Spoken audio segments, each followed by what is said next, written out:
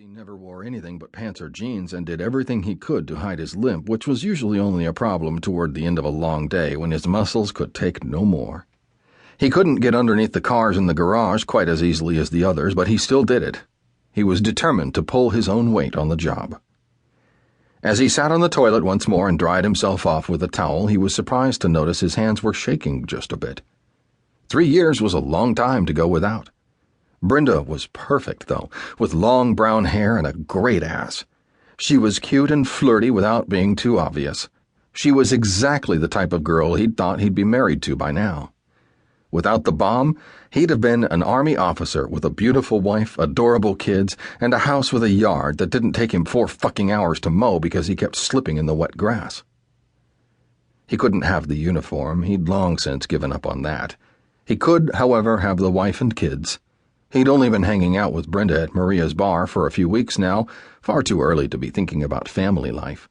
Right now, he just had to concentrate on getting the fucking right. It could work, though. It would work. He reattached the leg and pulled on a fresh pair of blue jeans from the bottom dresser drawer. He pulled a tight gray t-shirt over his head and his large biceps stretched the fabric. He was probably overcompensating with the wardrobe, but he didn't want to think about that too hard.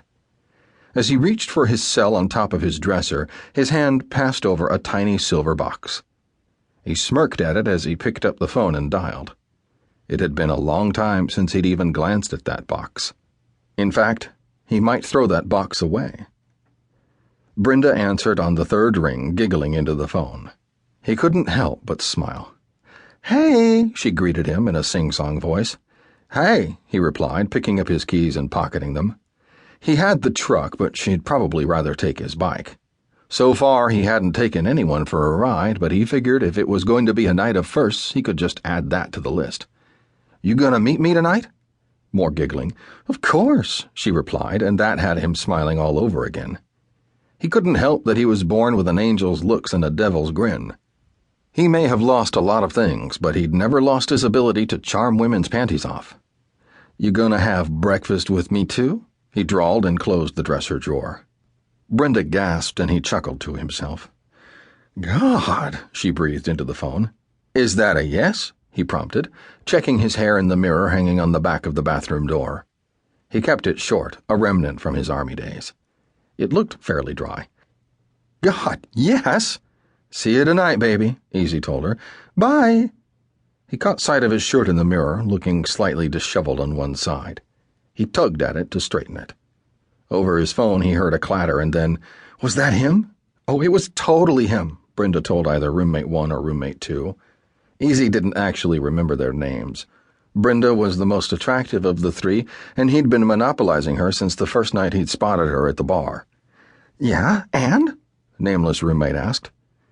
Easy cleared his throat and opened his mouth. Brenda clearly thought her phone was disconnected. He was about to call out to get her attention when another voice, roommate 2, he guessed, said, "The cop or the other one?" Caleb had spent a fair bit of time schmoozing the trio of women as well, though that would never go anywhere.